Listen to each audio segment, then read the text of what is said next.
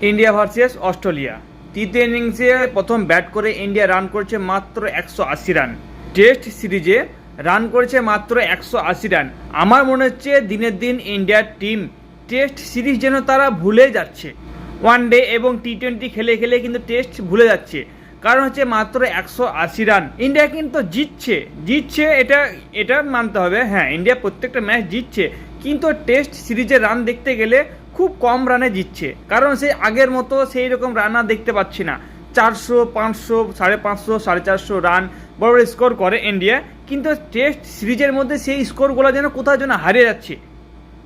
মানে এটা বলা যাবে না যে ইন্ডিয়া ম্যাচ হেরে যাচ্ছে, এটা না। ম্যাচ কিন্তু জিতছে, কিন্তু অল্প রানে। আগের মতো কোনো ব্যাটার বড় বড় ইনিংস আর খেলতে পারছে না, মানে টিকে থাকতে পারছে না। এক কথায় বলতে গেলে ইন্ডিয়ার ব্যাটারে কিন্তু আগের মতো টিকে থাকতে পারছে না। ওয়ান ডে এবং টি20 খেলে খেলে আমার মনে হচ্ছে টেস্ট তারা হয়তো ভুলে যাচ্ছে। 180 রান সেরকম কেউ বড় স্কোর করতে পারেনি। মাত্র নীতিশ কুমার রেড্ডি, সে 40-এর উপর রান করেছে, বাকি সবাই 36, 35 এইরকম রান করে 180 গন্ডাতে পৌঁছেছে ইন্ডিয়া। দেখা যাক এই তৃতীয় ইনিংস জেতে কি না, বলা যায় না। অস্ট্রেলিয়া কিন্তু খুব ভালো খেলছে। আর মিচেল স্টার্ক সত্যি ভাই অসাধারণ। 6টা উইকেট নিয়ে তিনি কিন্তু দেখে দিল আমি মিচেল স্টার্ক এখনো সে আগের ফর্মেই আছি। তাই মিচেল স্টার্ক কিন্তু অসাধারণ বল করেছে, 6টা উইকেট নিয়েছে ভাই। প্রথম কথা বলতে গেলে যশস্বী জয়সওয়ালকে আউট করে, এলবিডব্লিউ আউট করে দেখে দিল যে আমি মিচেল স্টার্ক, আমাকে নিয়ে কোনো টোল করা যাবে না। এটাও মনে হচ্ছে ইন্ডিয়া জিতবে, হারবে সেটা বলছি না। 6টা স্কোর করলে ইন্ডিয়া কিন্তু জিতবে, এটা আমি বলে রাখলাম। ইন্ডিয়া জিতবে যতই অস্ট্রেলিয়া রান করুক দ্বিতীয় ইনিংসে, কিন্তু দেখবে ইন্ডিয়া অনেক বড় একটা স্কোর করবে। দেখা যাক কি হয়। কিন্তু ভাই আরেক দিক থেকে দেখতে গেলে ICC under-19 Asia cup India কিন্তু শ্রীলঙ্কাকে হারিয়ে ফাইনালে পৌঁছে গেছে। ইন্ডিয়া শ্রীলঙ্কাকে হারিয়ে ফাইনালে পৌঁছে গেছে এবং বাংলাদেশ পাকিস্তানকে হারিয়ে ফাইনালে পৌঁছে গেছে। মানে 8 তারিখে ফাইনাল ইন্ডিয়া ভার্সেস বাংলাদেশ। এখানে কিন্তু ইন্ডিয়া একটা বড় জয় পেয়েছে।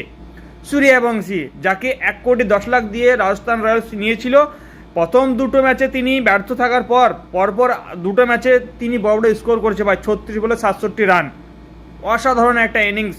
তাই তিনি বলছে ভাই রাজস্থান রয়্যালস আমাকে 1 কোটি 10 লাখ দিয়ে কিনেছে, এমনি প্রথম দুটো ম্যাচে ব্যর্থ হয়েছি। তাই সবাই মানে অনেক কিছু বলতে শুরু করেছে যে হ্যাঁ এই ব্যাটারকে রাজস্থান 1 কোটি 10 লাখ দিয়ে কিনে কিন্তু অনেকটা ভুল করেছে, এই সেই। এটা নিয়ে আমিও ভিডিও বানিয়েছিলাম, মানে এরকমভাবে আক্রমণ করে নয়। আমি বলেছিলাম যে আগামীতে তিনি খুব ভালো খেলবে, তো দেখিয়ে দিচ্ছে ভাই। পরপর দুটো ম্যাচে তিনি কিন্তু মানে অসাধারণ পারফরমেন্স করছে, অসাধারণ ইনিংস খেলে ইন্ডিয়াকে দুটো ম্যাচে জয় পাইয়ে দিয়েছে।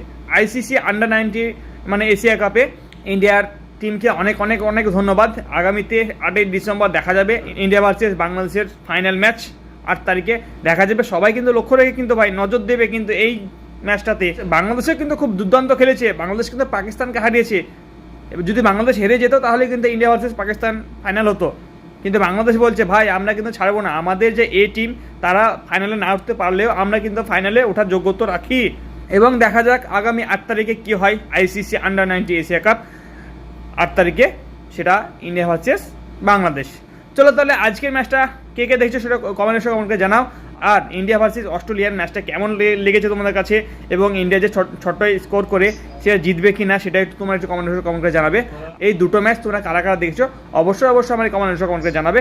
এই তোমাদের কেমন লেগেছে সেটাও কমেন্ট করে জানাবে। চলো তাহলে আজকে ভিডিও পর্যন্তই। আর আমার ভিডিওর মধ্যে যদি কেউ নতুন হয়তো পেজটা ফলো করে সাথে থাকবে। চলো তাহলে আজকে ভিডিও পর্যন্ত, তখন জন্য টাটা, বাই বাই।